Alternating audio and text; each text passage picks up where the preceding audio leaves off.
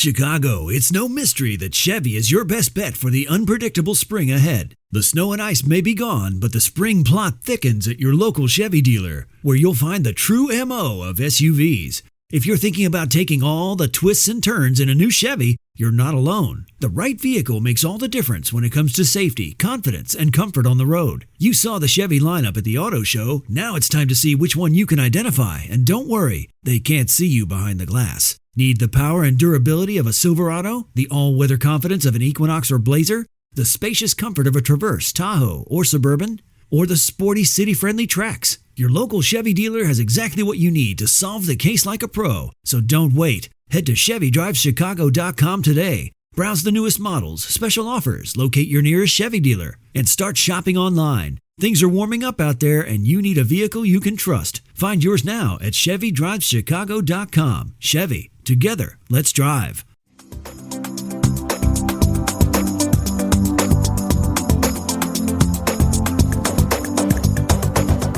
So hi, everyone. Welcome to another episode of Unpacking Possibility. I'm your host, Tracy Stein, as always. I'm so happy to be here with you. I've got such an incredible guest today. She's so fascinating, and she's got such a compelling book that we're going to talk about. My guest is Joan K. Peters. I'm going to tell you a little bit about her, and then, of course, Joan's going to share her story in more detail with you.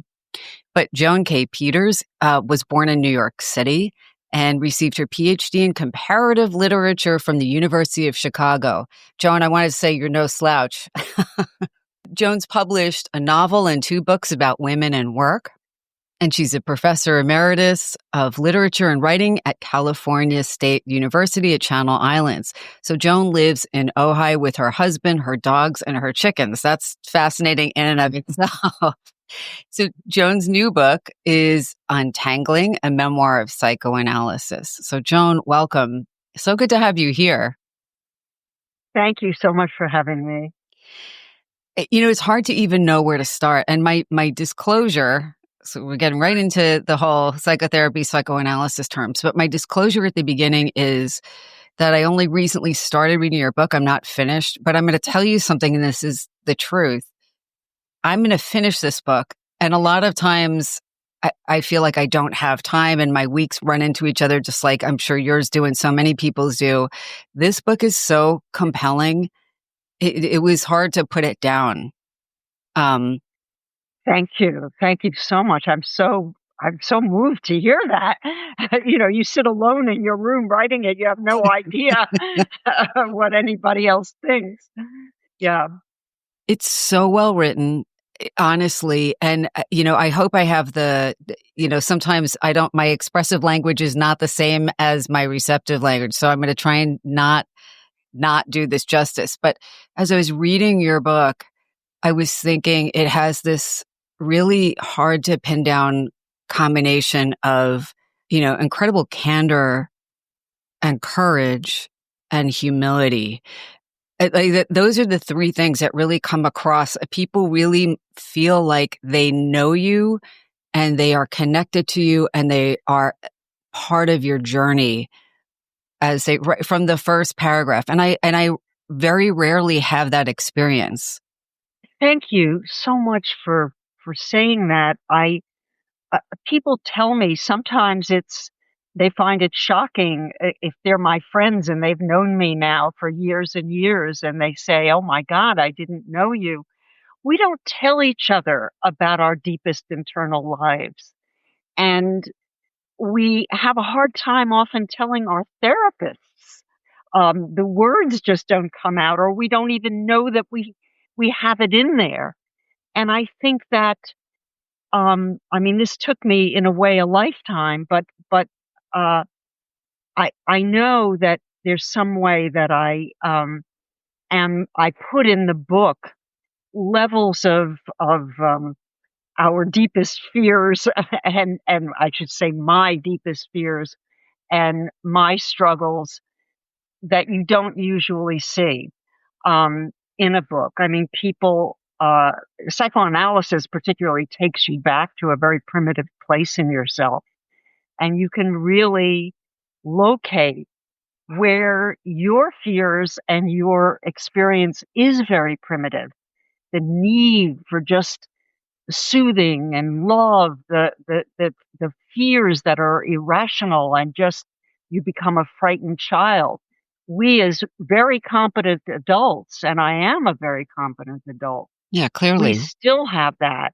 You can be the alpha male of a a CEO of a company, and you too have an internal life, and it can be filled with these same very primitive feelings, these childlike feelings. And I try to just be completely candid about that, and I do feel that people respond to that. They recognize in themselves too that we're all made up of these complex human emotions that we don't admit to, and that's what I think I had to offer. Absolutely. And I want to set the stage a little bit. And I have a whole bunch of notes that I'm looking at on the side here and there for reference, just because there's so much here. Setting the stage a bit, you were very accomplished early on. At 25, you had earned your PhD, from the University of Chicago. On top of that, no easy feat at any time. You had significant romantic relationships, which you detail in the book. And it is not that you had this family with overt, easily definable trauma in the way most people think about trauma, right? Yeah. But yet, despite your education and things kind of falling into place and you're being employed and all of these things, you've had nightmares, recurring nightmares that are, I don't want to say destabilizing in the sense that you couldn't function, but you certainly weren't sleeping. There was no one who really was able to help you make meaning of them. And there was no context that you had for them that was consciously available to you or that made sense in the moment. And this prompted you to seek psychoanalysis because you wanted your relationships to be better, your sleep to be better, and to find out that, that thing that we often can't even verbally, we can't articulate sometimes. Like, what is this stuckness, or what is holding me back, or what is causing my sorrow? I'm not doing as good a job of explaining it as you do in the book at all. But you go into psychoanalysis, and I have to say that is not for the faint of heart. And you touch on this because it is a very in-depth, intensive, ongoing type of treatment to, like you were saying, going back to, I'm going to use, instead of the word primitive for people who aren't familiar with the term, very early stuff, the stuff sometimes that's even pre-verbal. And you do this very deep, very hard work for a long time, and it changes your life. Can you talk about all that? Absolutely. And I call it, kind of like your unconscious knocking at your door saying, hello, this is important. You need to listen to me. And I think those nightmares certainly was that knocking on the door moment. But that came even earlier. And I want to emphasize that I did not come from a background where there was I never even heard the term psychoanalysis. I never heard of therapy. None of that I came from humble beginnings, and the only way I could see to go forward was achievement, was education and achievement. And I didn't have a family that I could talk to about what was happening to me. And the first real knocking at the door was when I was in college. I was 19. I had to achieve. That was the only thing I knew that would, save me and stabilize me in life. And I started to cry. I just had these terrible bursts of crying, and I'm not a crier. And that was the first indication. I knew, it wasn't rational. It made no sense. I had good grades. Nothing was wrong. And so it drove me at that point. I looked in the phone book and found psychiatrist and a name. I mean, it was that I couldn't even talk to a roommate. It was so humiliating to me to feel like I might be falling apart, and I couldn't afford that. So that was my beginning. And I went to a psychiatrist who was no help whatsoever. I went to another one who was very kind, but no help whatsoever. So this wasn't like me saying to myself, oh, I need a psychoanalyst. I never heard of this stuff. But there's something, and I know in your show you emphasize this, and I want to too. There's some intuition, maybe we call it intuition, but I would say it's the unconscious giving you some sort of signal that there's something more going on here than a problem to be solved. It wasn't like, here I was in college and I wasn't getting good grades, or I couldn't find the right kind of boyfriend, or, a problem that might have a more accessible solution. And something in me went to seek help in therapy. And by the way, my brother simultaneously did the same thing, and he became a psychologist. So clearly there was something. And I think the something was that in our family, there really was trauma. And as you say, not the kind that people think of, like being locked in the basement or beaten by an alcoholic father. Not that. It was simply, a rather ordinary experience, even though very few people have this happen. But our father died. I was 2. My brother was 5. And that in itself would have been hard on a family with no financial support. My mother was 26 years old, no money, her family couldn't help her, and 2 little children. But what happened is she had to go back to work, so she was gone many hours a day. She couldn't afford good childcare. She also, her only way of coping was to become steely. And she was a very imposing, rather frightening kind of figure, rather than a loving maternal hug you, explain what had happened. No, we didn't have that. We never mentioned this dead man again, ever. It was over. It was gone. She married a man who needed to have a clean break, as it were, and moved us into a new apartment where we did not take one spoon from the old apartment. And so my brother and I were cut off from our past. We had no one to explain that our father had died, and this certainly was a sad and upsetting thing, but don't be frightened, you're with me. There was no coddling of any kind. And we were left pretty much on our own. And I don't mean that she left us alone in the day. I mean, we had babysitters or whatever, but, we didn't have the kind of warm maternal care that might have helped with this tremendous loss and very confusing change in our lives. And also, and this is very typical in families, the silence, the secret that becomes a haunting presence in the house that you as children know you must never mention, and that it had to go away. Well, it doesn't go away, and it stayed in my heart and my mind for the rest of my life. It's with me now. But when I was unaware of it, it would come back to haunt me in terms of, here I am, 19 years old, doing what I want to do in my life, being proud of myself, and falling apart for no reason at all. And I think that that's the first indication. When I didn't get help from the psychiatrist whose name I found in the phone book, and he was a ridiculous figure in many ways. He had a cigar. He was bald. He would tell me, "Oh, you're in love with me." No, I was not in love with him. He was, an unappealing man. But I kept at it. I kind of knew there was this world of people who could explain what was happening to you. And that started, it's the world of therapy. And it was only vaguely out there, but I kept seeking it.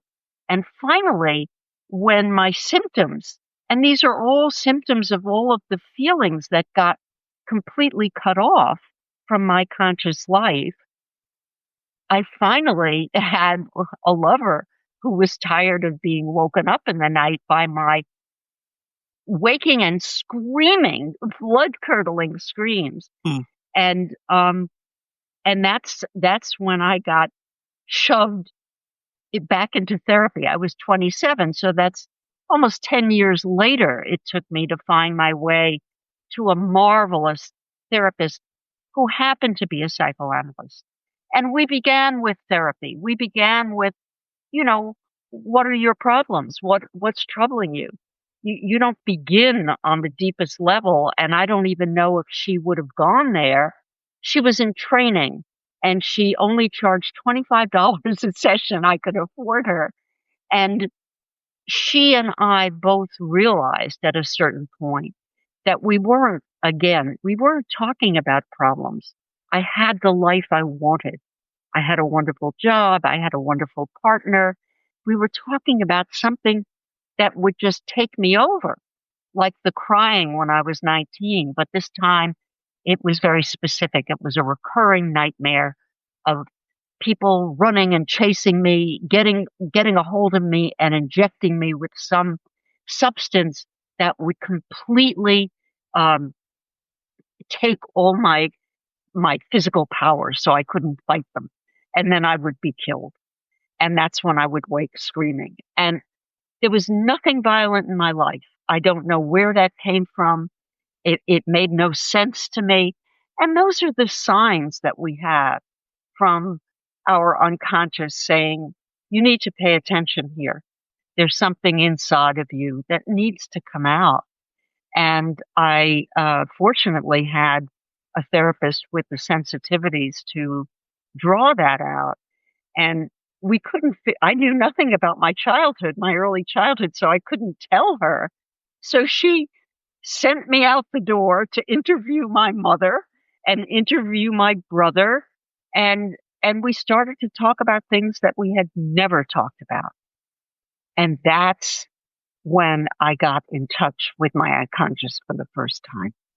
Because what I learned was not something I could use, but my therapist put all the little pieces together and realized something quite simple, really, that these nightmares were about my having seen when I was 2 years old, having watched her fill needles with Your mom, morphine. your mother. My mom, and take those needles into the next room and inject my dying father, who was suffering terrible pain from cancer. And this went on for a long time. This was my child life.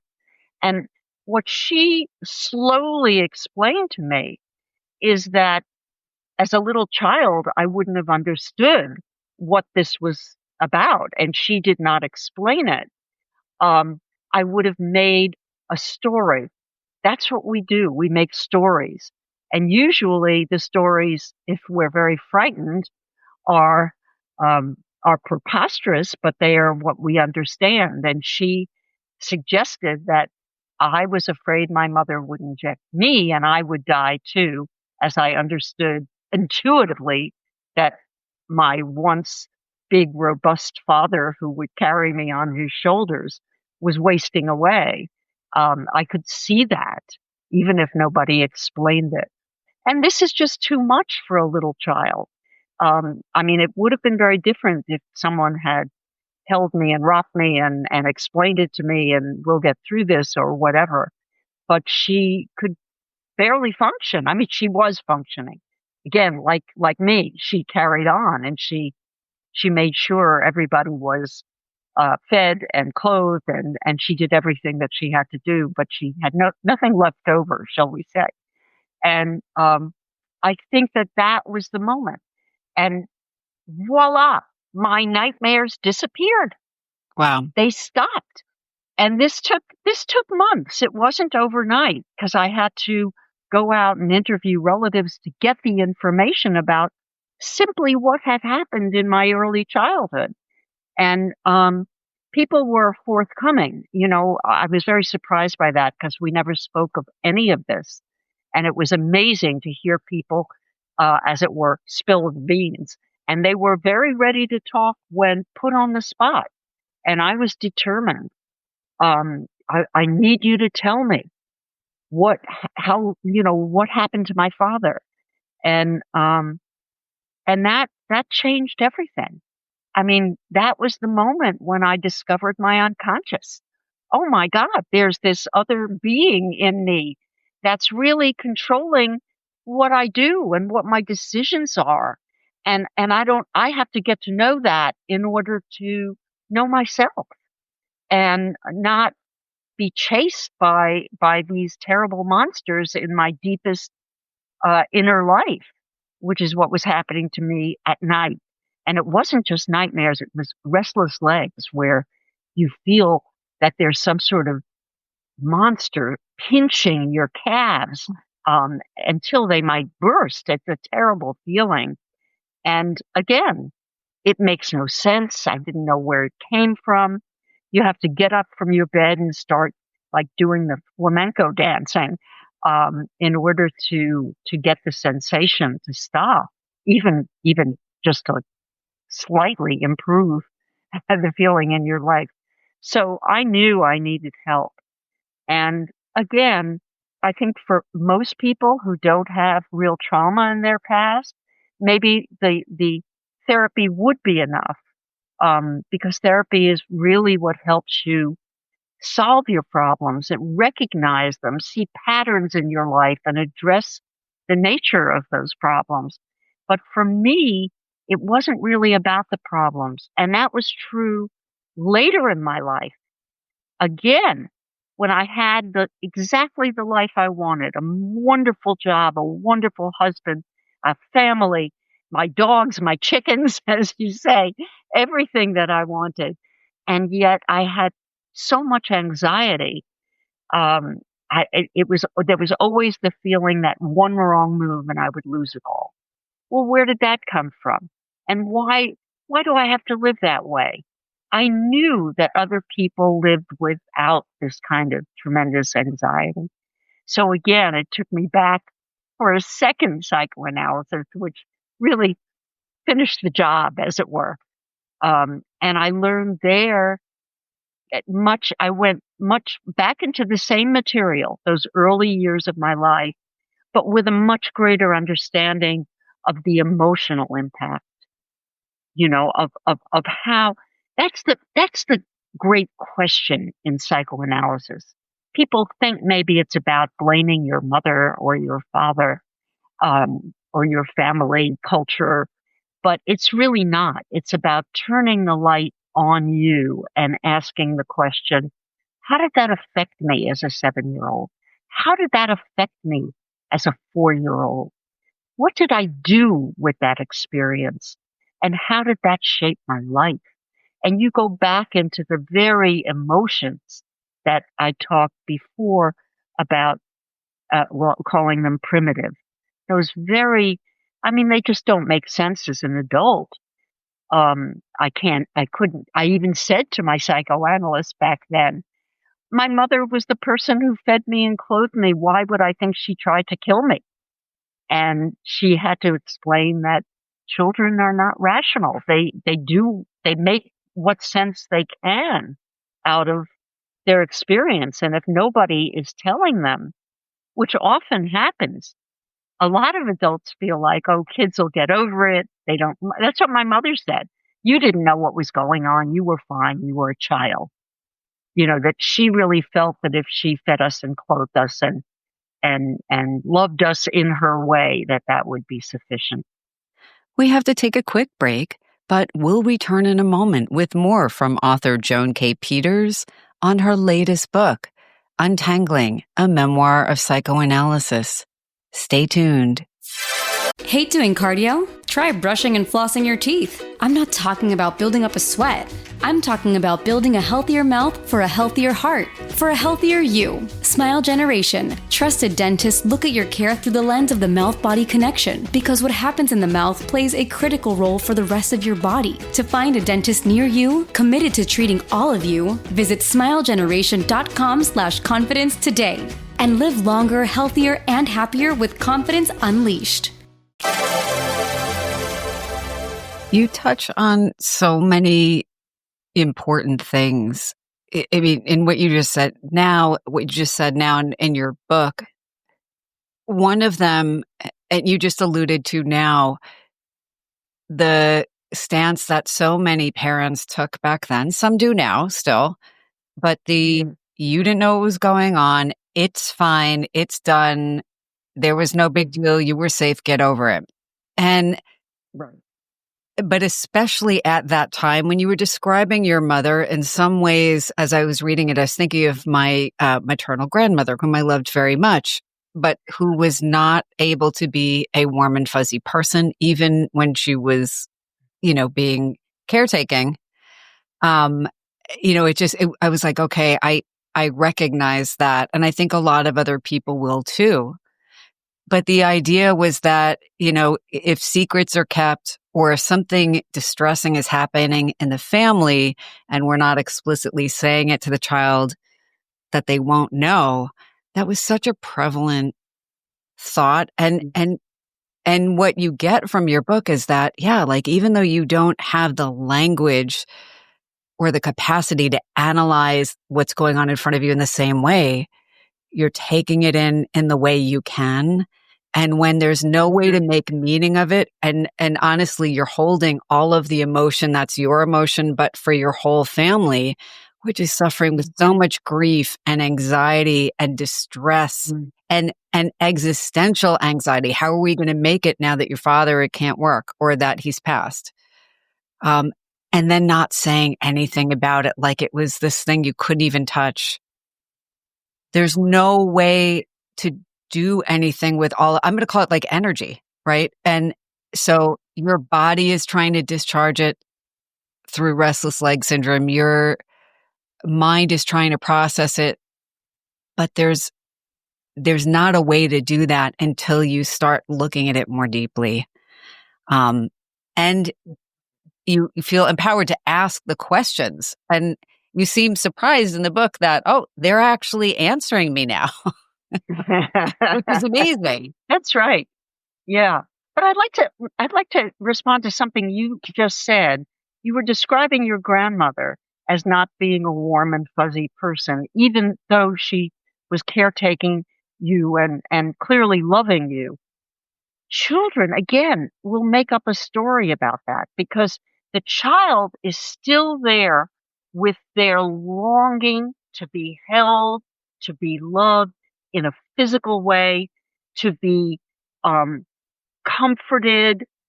And that longing stays with you because the need didn't get met.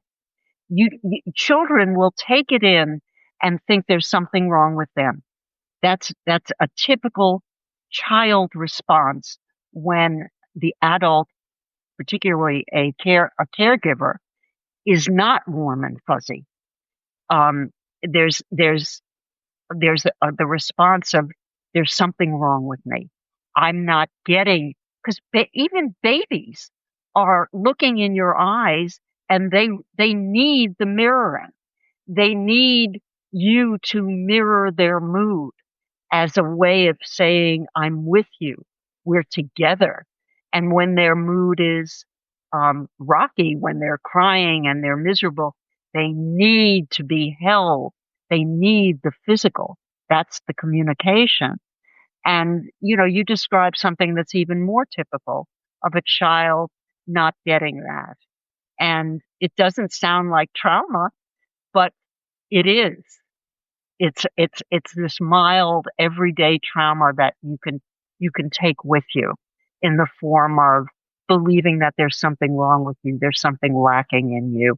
There's some reason why you're not going to get the love and comfort that you need.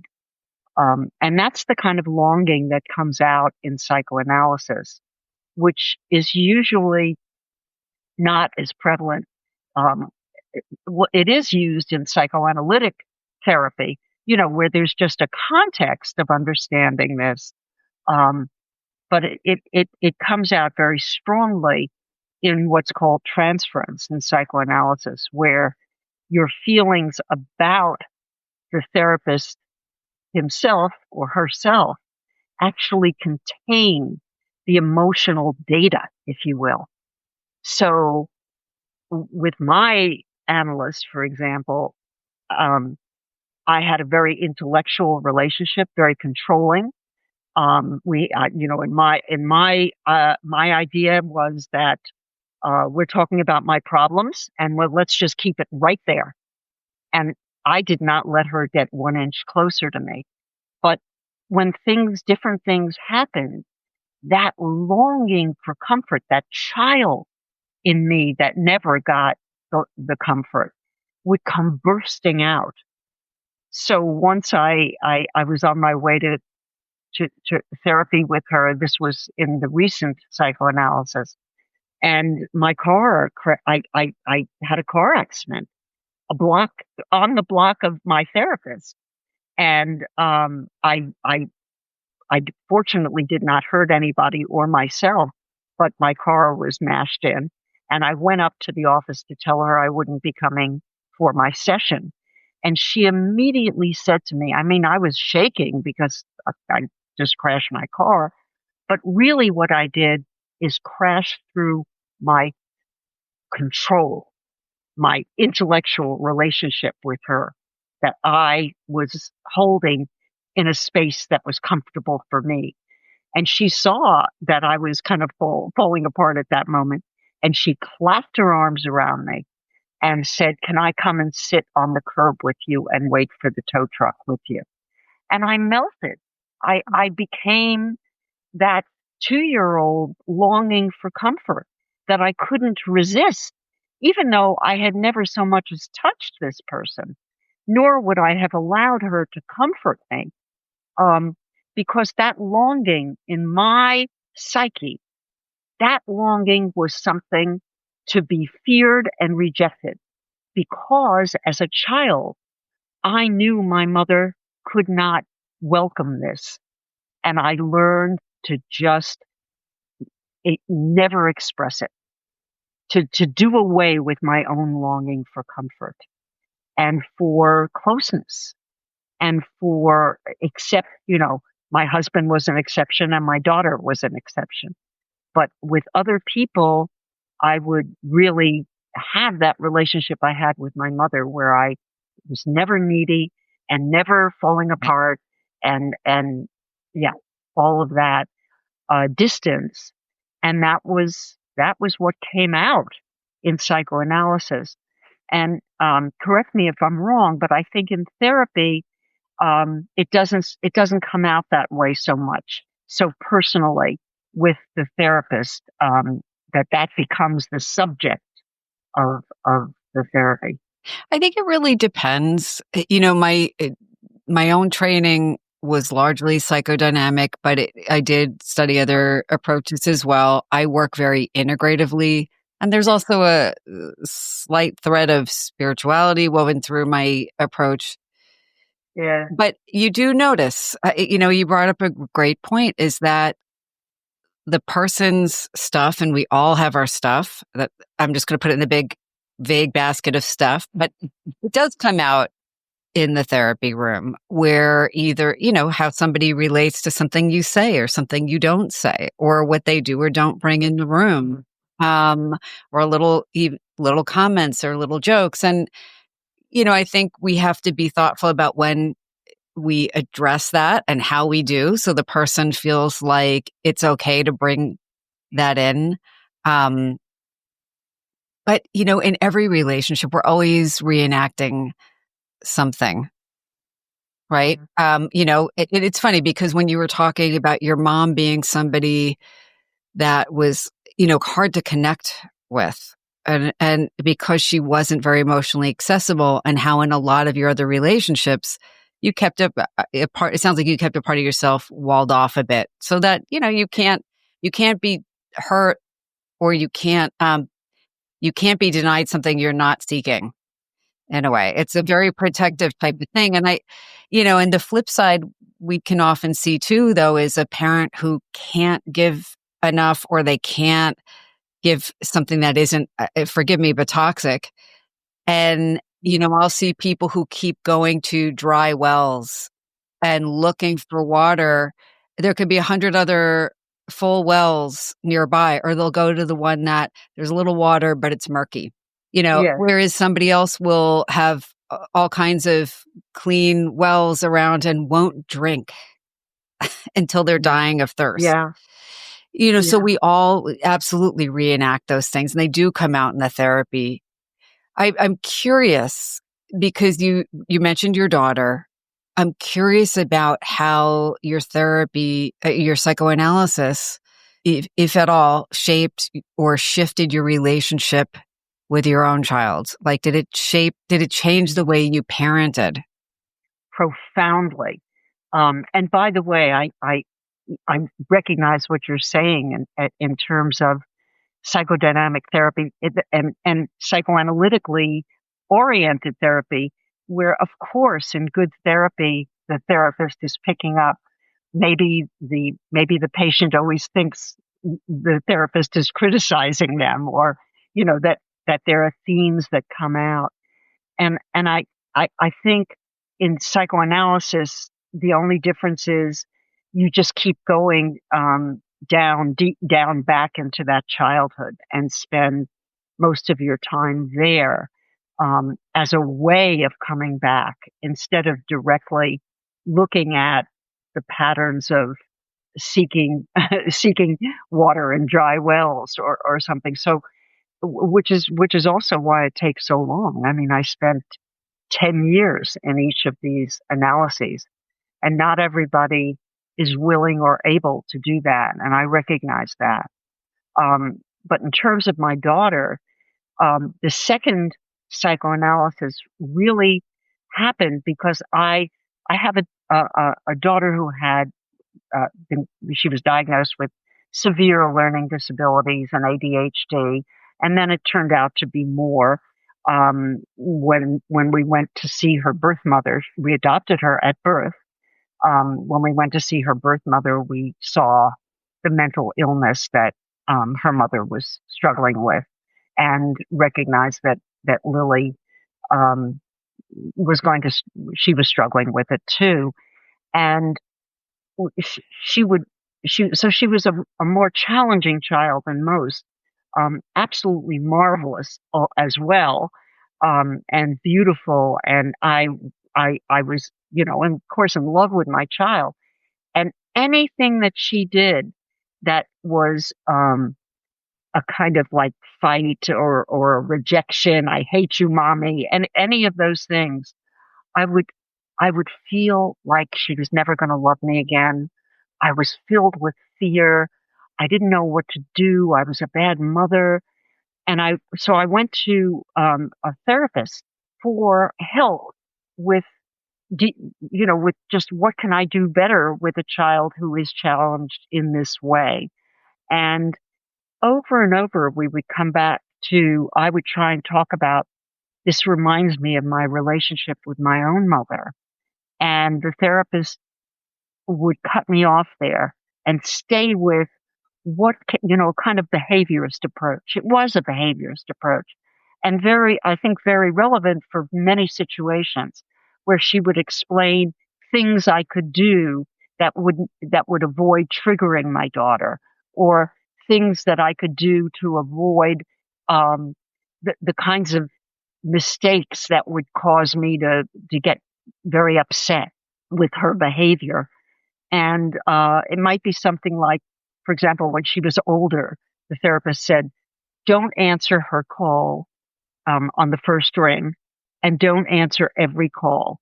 Sometimes just don't answer the phone and call back in an hour or something, so that you're not constantly just rushing to meet her need. which I was doing really to overcompensate for the way that my own mother had not rushed to meet my needs. And this was helpful, but I kept coming back to something about my mother, and it haunted me. And finally, it really took me to psychoanalysis because it was, again, my unconscious pointing me in the direction of a deeper problem. And the deeper problem really was this profound relationship with my own mother, that what I had done is project my mother onto my child. Like my mother, she wouldn't love me anymore if I showed any kind of failure or neediness or anything, if I wasn't perfect mommy. And I had that, my psychoanalyst said to me, children love their parents. Why do you think she won't love you? And I just burst into tears. And it was so clear that it was about feeling that my mother didn't love me, because she wasn't really able to be a warm, fuzzy mother. So I think it was so tangled, to use the title of my book, Untangling. It was so tangled. My parenting was so tangled up with my own childhood experience of my mother. I could feel almost like she was handing down the emotional framework from my mother to me, and I was laying it on my daughter. And in fact, my daughter is incredibly loving, and I know she'll always love me, and as I will always love her, and that our bond is indelible, whatever happens. I mean, she's grown now. She's 34, but it was a big learning, and it changed the way I parented. I didn't parent out of fear anymore. I could let her have her angry time. I could let her say, I hate you, mommy. Okay, I'll see you at dinner. Like a regular parent. I think we all parent with those challenges. And I didn't take them personally, if you see what I mean. Right. Sometimes they were personal, and then we would sit and talk about it. And she would tell me if I hurt her feelings or if I wasn't there when she needed me or something, and I would try and learn from that. But I wasn't inside terrified that I had to find the right formula or else my child wouldn't love me. So I think that's the difference. It's so important, I think, for all of us to take a look at, because you're so spot on. We all bring our own stuff to everything. And whether we have, traumas that would hit the front page of a newspaper, or the I'm going to call it the injuries, or the things that are the normal wounds of, those times when there's not an attunement between the parent's emotional style and the child's. And that's, probably more frequent than people realize.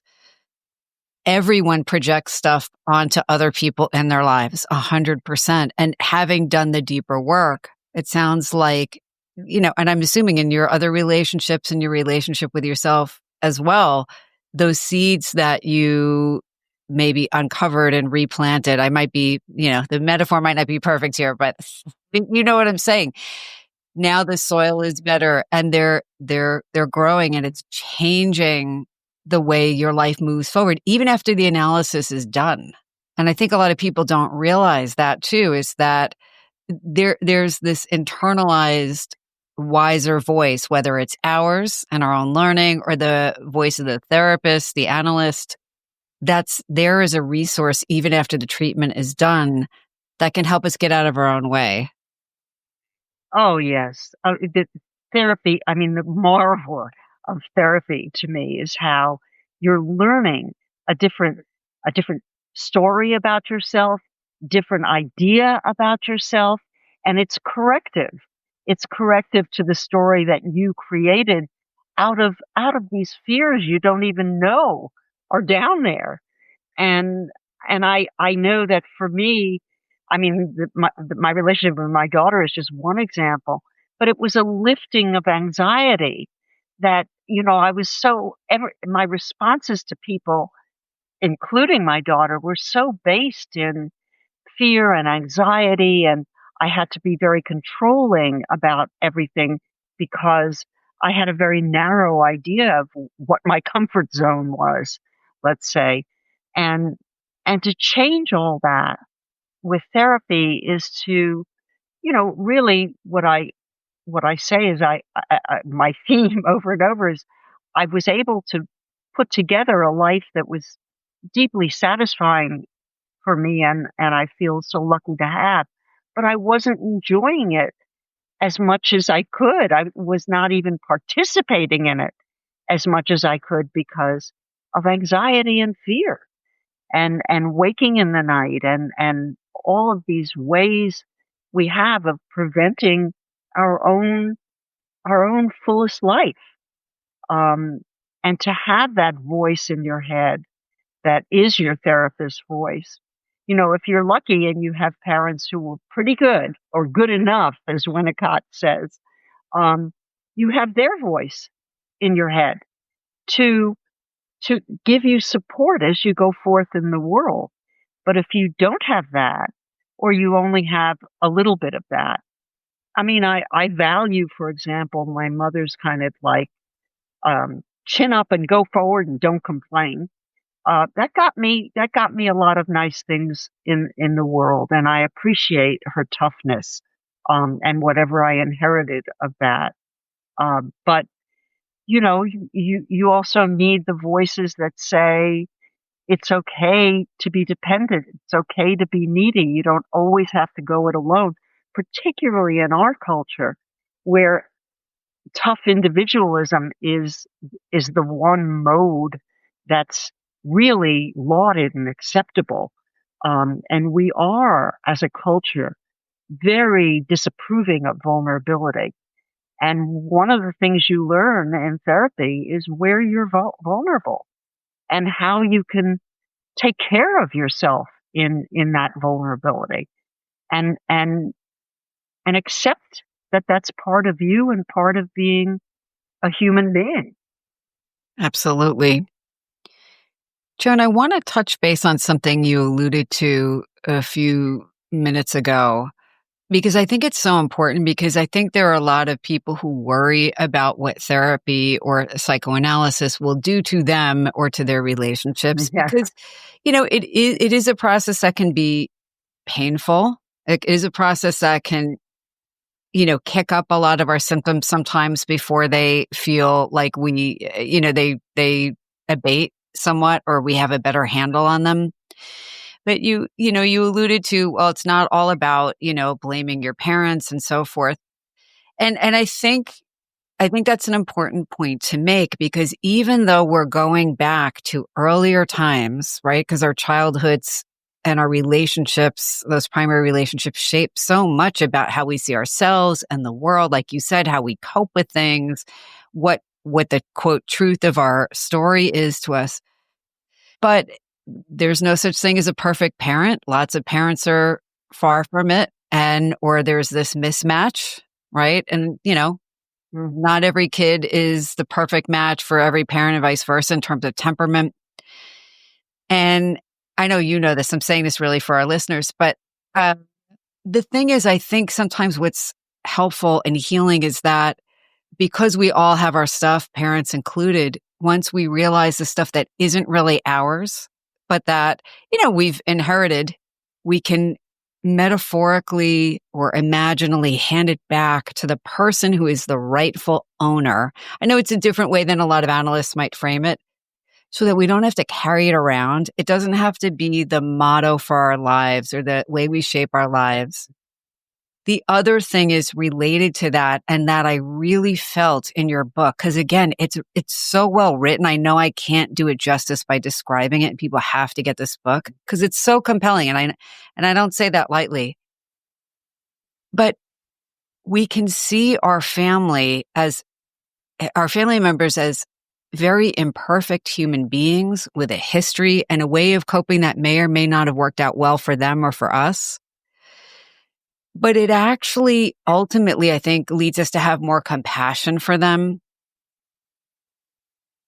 Even if we're saying this was not my responsibility or this was not my thing to carry, and I'm handing it back to this person in my mind, but I can have compassion for their journey and why they were like that. When you were talking about your mother, and how she was talking about how difficult everything was, and you have a line in your book where you're like, wow, she's really making this, I'm paraphrasing, about her. Because we're all the center of our own stories, right? But then you say, holy cow, this is a woman who was partnered at 16 and widowed at 26 with 2 kids and no money, and really no one's fully stepping up to help her. Everybody has the reasons why they can't. And now, she's got to figure out literally how to survive. And then it puts everything in such a different light. This woman who had to be steely, had to hold it together. This is the way she was able to survive. And I had I would think about it. Yeah. Yes, exactly. And that compassion grew out of my own understanding of what I had to cope with and how insufficient it was for me. And then as I began to explore my life through looking at my family's life, I discovered her life and her family, because I explored way back to 3 generations, and I saw these patterns of people just being completely on their own with no help, nobody coming to help them. Her mother, my grandmother, was like 17 years old with a small child and pregnant, and had to leave Poland, where she lived, and come to America all by herself. And these are people who are very poor with no money, and go somewhere. She didn't speak the language. She didn't know what was happening. She never did learn English or learn to read and write, my grandmother. And she couldn't help my mother be a part of the American society because she wasn't a part of it. And so my mother, was remarkable in being able to survive, have a career, have a life in a country where her own parents really never participated. They lived in a small culture of people who were like them, and never moved out of that, as did all of their children. So I began to see her life and everything, all the ways that she was deprived and didn't have good enough parenting. And I really felt compassion for her as I was learning to feel compassion for myself. And I think that that's a phenomenon that happens all the time in therapy. As you begin to accept your own emotional complexity and your own hurts, you can see it in other people. You can see somebody might respond to you in let's say, a harsh way, and you don't say to yourself, oh, they're so hurtful and then they're terrible people. You look at them and you start to think they're hurting. That must be why they responded in this incomprehensibly harsh way. You begin to read people differently. You're not always looking for confirmation that you're okay. And when you don't get it, you go back into that anxiety, and everybody is potentially the enemy, and they're judging you, and you're lacking.